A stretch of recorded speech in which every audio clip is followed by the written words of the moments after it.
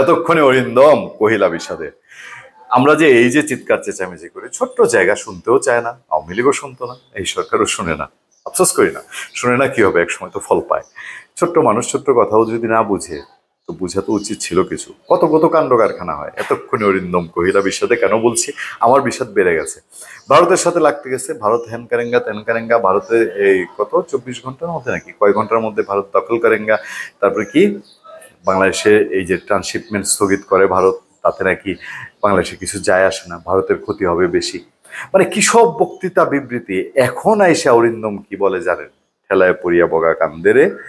ভারতের সঙ্গে বাণিজ্য টানাপোড়েন কমাতে চায় বাংলাদেশ, এবং একটা জায়গায় বলছে আমরা আর এখন ভারতের বিরুদ্ধে পাল্টা কোনো ব্যবস্থা নিব না। করছিল কি জানেন?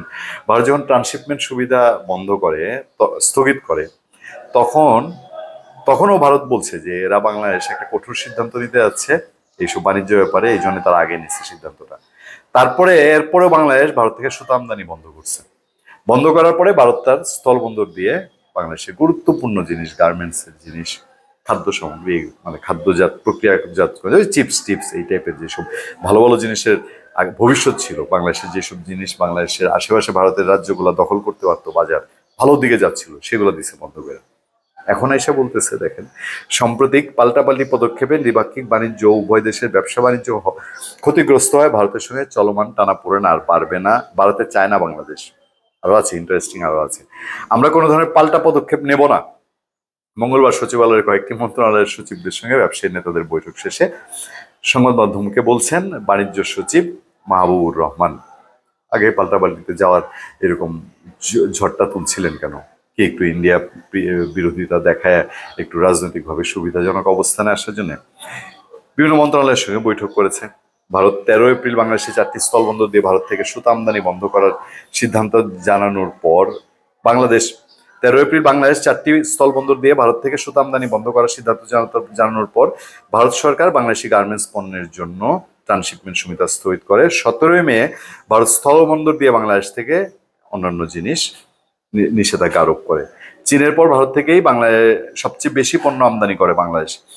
আমাদের প্রচেষ্টা থাকবে যাতে আর কোনো উত্তেজনা না বাড়ে। আমরা পাল্টাপাল্টি পদক্ষেপ নিব না।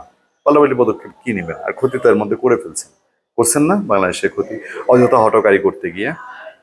ভারত সরকারের সাম্প্রতিক পদক্ষেপ শুধু বাংলাদেশি ব্যবসায়ীদেরই নয়, তাদের ব্যবসায়ীদেরও প্রভাবিত করেছে।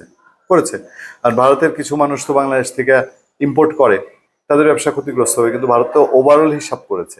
আর আপনারা যে জিদাজিদি টানাটানির মধ্যে গেছেন, এখানে তো পলিটিক্যাল হিসাবটা বড় হয়েছে। এটা সবাই জানে, সবাই বুঝে ব্যবসায় কি ক্ষতি হলো না হলো, আর ক্ষতিটা যে বাংলাদেশে বেশি হবে। আপনি যদি পাল্টাপাল্টি এখন ব্যবস্থায় যান, পরিণতি কি হবে? ভারত যদি কিছু জিনিস আবার বাংলাদেশের রপ্তানিতে নিষেধাজ্ঞা দেয়, বাংলাদেশে যেই রপ্তানি সে করে তার কিছুর মধ্যে যদি দেয়, যে ঠিক আছে, দেখি না, খেলা চলতে থাকুক, কত দূর যায়। আচ্ছা, বৈঠকে উপস্থিত একজন ব্যবসায়ী জানান, বকেয়া চালানগুলো পাঠাতে 3 মাসের জন্য স্থলবন্দর ব্যবহারের উপর নিষেধাজ্ঞা স্থগিত করার অনুরোধ জানিয়ে অবিলম্বে ভারত সরকারকে চিঠি দিতে তিনি সরকারকে পরামর্শ দিয়েছেন। জানি না ভারত এখন যে স্ট্যান্ডে গেছে ভারত কোথায় নেবে। আমার কথা হলো, দুই দেশেই কিছু দুষ্ট খেলোয়াড় আছে, কিছু না, এই দুষ্ট খেলোয়াড়রা শক্তিশালী। দুই দেশেই ধর্মভিত্তিক উগ্র রাজনীতিবিদ আছে। দুই দেশেই উগ্র পন্থা, উগ্র ভারত বিরোধিতা, উগ্র বাংলাদেশ বিরোধিতা আছে।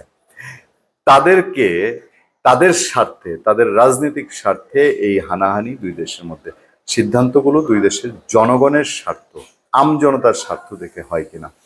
ধন্যবাদ সবাই, ভালো থাকবেন, সুস্থ থাকবেন। সত্য করুন এবং সহনশীলতার সাথে আপনাদের সাথে আমি আতিক রহমান পূর্ণিয়া।